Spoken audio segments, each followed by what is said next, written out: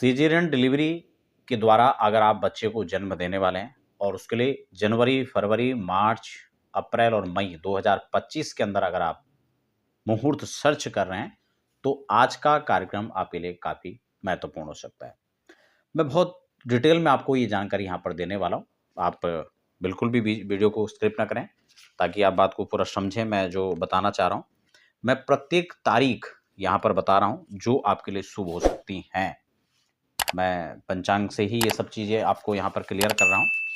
और एक चीज़ यहाँ पर समझ लीजिए कि सीज़ेरियन डिलीवरी के शुभ मुहूर्त की जब हम बात करते हैं, तो इसमें मुहूर्त वो नहीं है कि इसमें राहु काल देखा जाए, या फिर इसमें कोई अभिजित मुहूर्त देखा जाए, या फिर इसमें गुलिक काल देखना चाहिए। उस प्रकार का कोई भी मुहूर्त यहाँ पर नहीं देखना है। इस बात को खास आपको ध्यान में रखना है, ठीक है ना? क्या-क्या मुहूर्त में देखना है, उसको थोड़ा-सा हल्के में समझ लीजिए, फिर मैं पूरी तारीख यहाँ पर बता रहा हूँ। सबसे पहले तो इसमें डेट मायने नहीं रखता, ये भी आपको क्लियर कर दूं शुरुआत में। सबसे महत्वपूर्ण चीज है समय, और समय में हमें किस प्रकार से समय को निकालना है, उसमें महत्वपूर्ण भूमिका अदा करती है वो है उस दिन का वो पर्टिकुलर लगन।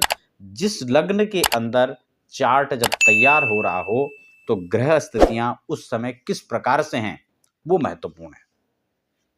क्योंकि बच्चे का जिस समय जन्म हो रहा है, उस समय सौरमंडल में ग्रह स्थितियां किस प्रकार से, वो एक फोटो कैसी है।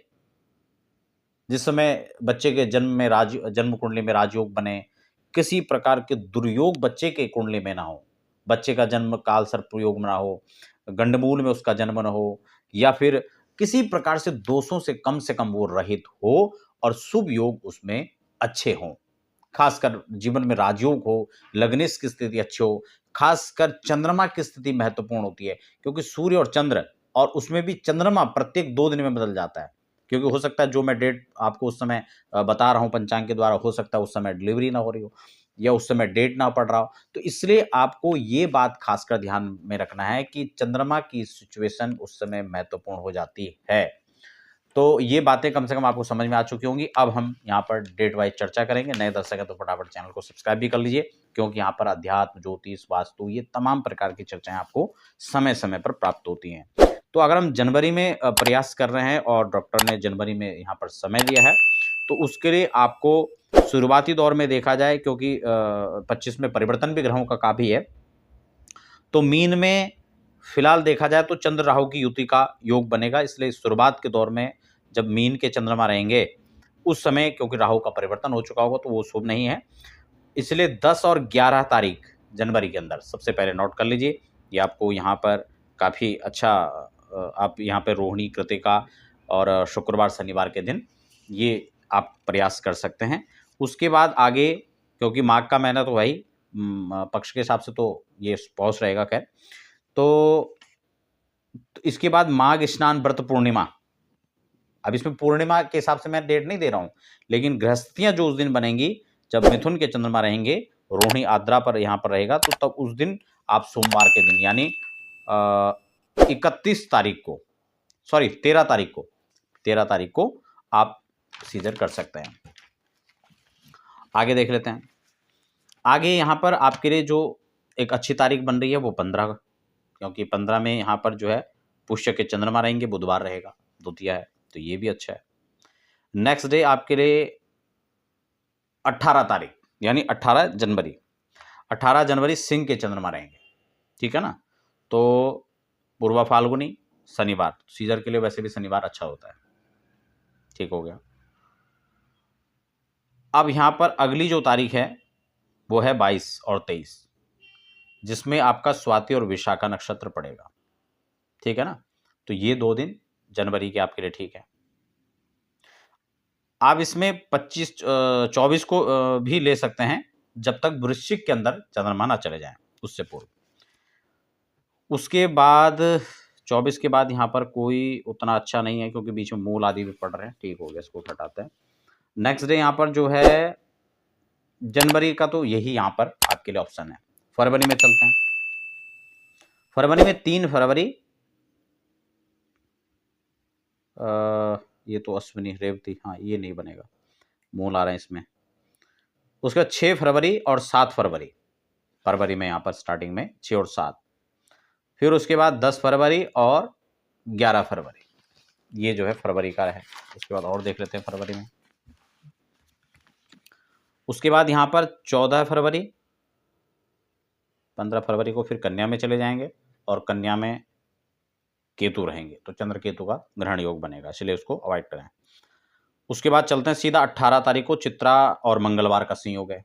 मंगलवार को सी सेक्शन के लिए वैसे भी अच्छा होता है, कोई भी आपको जो है ऑपरेशन कराना हो तो मंगलवार शनिवार उसके लिए डॉक्टर भी अच्छे मानते हैं और ज्योतिषीय सिद्धांत भी उसको अच्छा होता है। तो 18 तारीख है।